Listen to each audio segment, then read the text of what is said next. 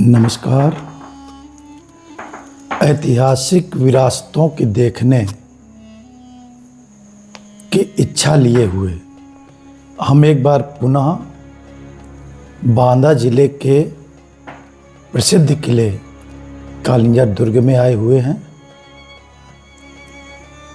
निश्चित रूप से बुंदेलखंड में ऐतिहासिक स्मारक और दुर्गों की लंबी श्रृंखला है। इनमें ही एक प्रसिद्ध दुर्ग है जिसका नाम है कालिंजर, जिसे जीतने के लिए भारत के हर शासक ने आक्रमण किया। कुछ ने किले को जीत लिया तो कुछ को खाली हाथ लौटना पड़ा। एक ऐसा ही अभागा था शेरशाह सूरी, जिसने इसी दुर्ग में आक्रमण के दौरान अपनी जान गंवा दी थी। पहाड़ी पर स्थित इस किले का निर्माण चंदेल राजाओं ने कराया था। इसी दुर्ग में नीलकंठ मंदिर भी है। कहते हैं कि समुद्र मंथन के दौरान जो विष निकला था, उसे पीने के बाद भोलेनाथ ने कालिंजर दुर्ग में ही शरण ली थी और मृत्यु पर विजय प्राप्त की थी।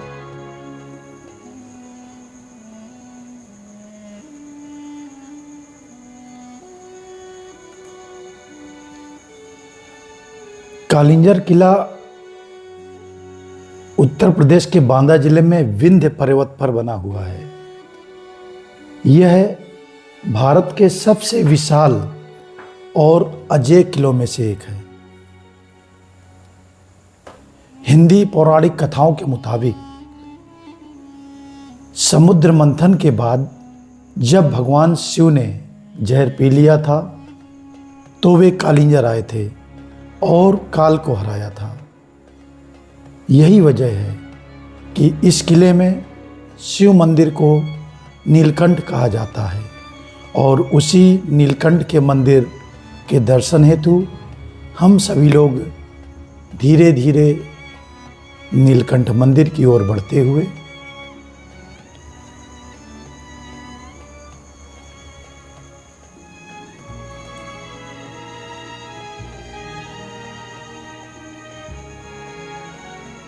कालिंजर पहाड़ी की, जिसे विंध्य की पहाड़ियाँ भी बोला जाता है, चोटी पर स्थित इस किले में अनेक स्मारक और मूर्तियों का खजाना है।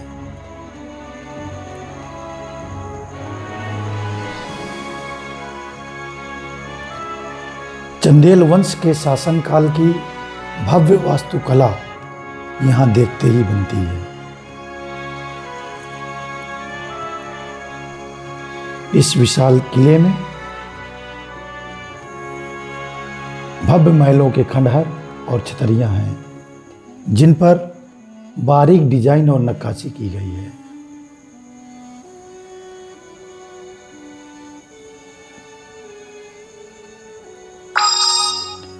इस किले के नाम अवश्य बदलते गए, जैसे सतयुग में कीर्तिनगर, त्रेता युग में मध्यगढ़, द्वापर युग में सिंघलगढ़ और कलयुग में कालिंजर।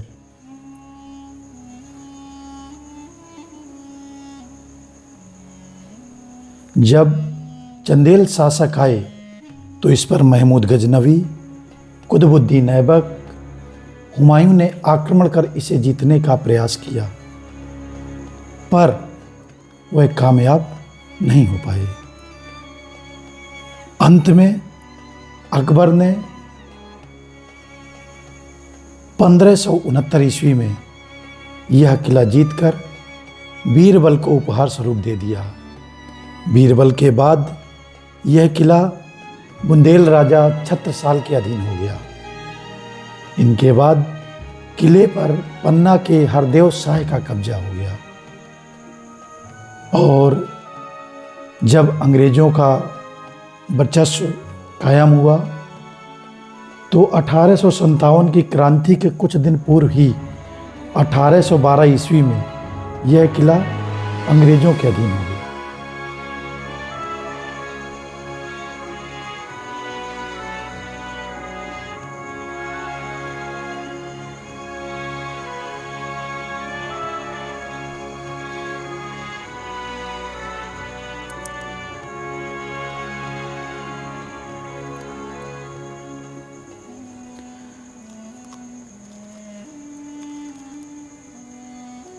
शिवलिंग की यहाँ की एक खासियत है कि उससे पानी रिसता रहता है।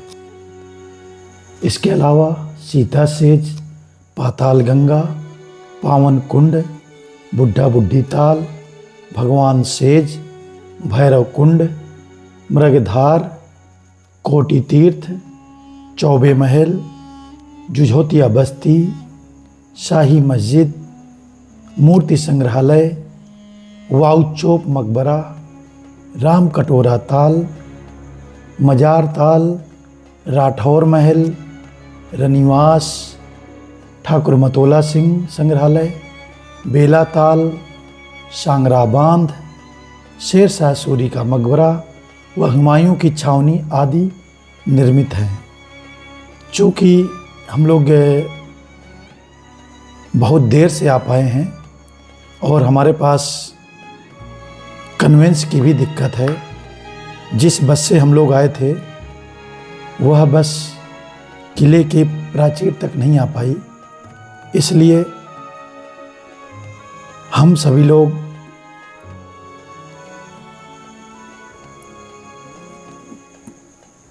अस्थाई छोटी गाड़ियों से ऊपर तक आए हैं और यह किला बहुत ही विशाल है। यहाँ पर घूमने के लिए बहुत समय चाहिए। आपके पास अपना साधन होना चाहिए या तो चलने फिरने में आप बहुत मजबूत हों और निरंतर चलते हुए सुबह से लेकर शाम तक घूमते हुए इस किले को भली भांति देख सकते हैं।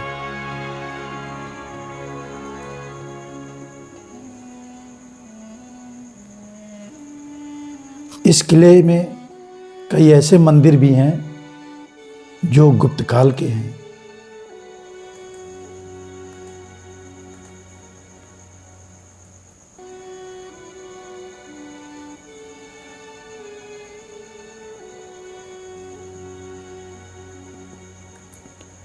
यह नीलकंठ मंदिर का आर्किटेक्चर हिंदू पौराणिक देवी देवताओं की मूर्तियों को बहुत ही बारीकी से उकेरा गया है।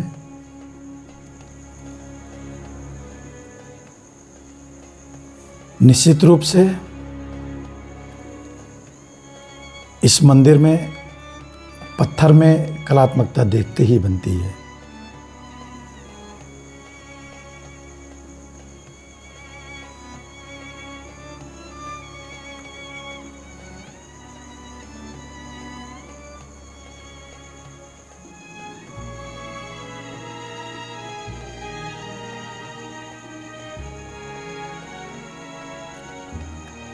देख रेख के अभाव में यह किला खंडहर में बदल चुका है।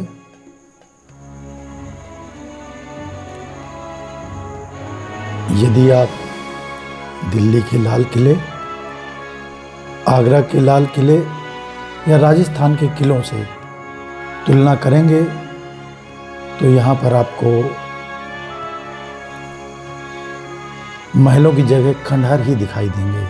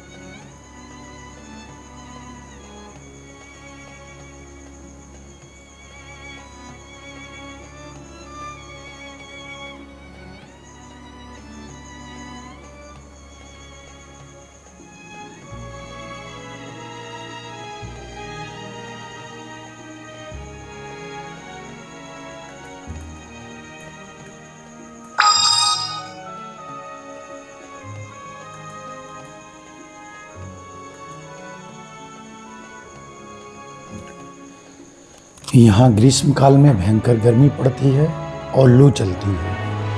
शीतकाल में सुबह सूर्योदय के 2-3 घंटे एवं सायं सूर्यास्त के बाद से अधिक सर्दी होती है। दिसंबर और जनवरी के महीने में यहाँ सर्वाधिक ठंड रहती है।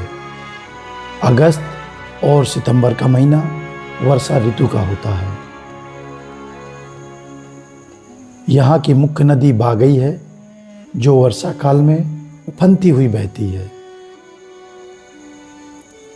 यह पर्वत से लगभग 1 मील की दूरी पर स्थित है।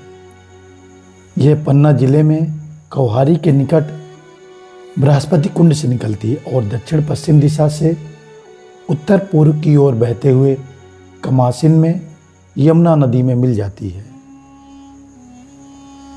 इसमें मिलने वाली एक अन्य छोटी नदी बाणगंगा है। यह कालिंजर फोर्ट का मुख्य गेट, जहां पर इस समय हम लोग हैं।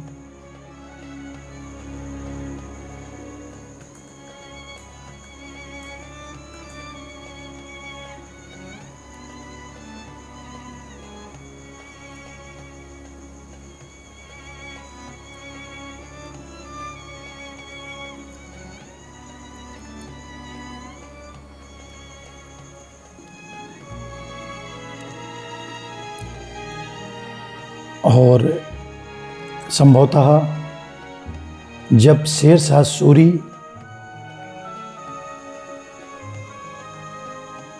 ने कालिंजर फोर्ट पर आक्रमण किया होगा, जिसमें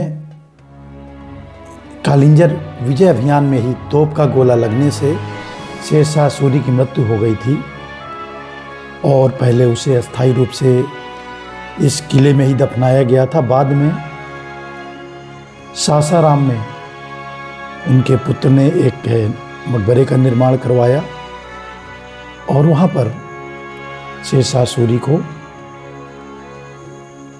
दफनाया गया। हम लोग उस बुर्ज से उतर करके धीरे धीरे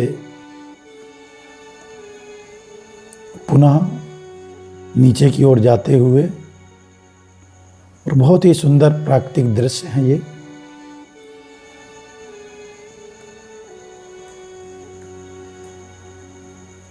सैर कर दुनिया की गाफिल, जिंदगानी घर कहाँ, और जिंदगानी घर रही तो नौजवानी घर कहाँ। इसलिए ऐसी विरासतों को देखने के लिए जहाँ तक संभव हो युवावस्था में समय निकालना चाहिए और इनको अच्छे से जानना और समझना चाहिए।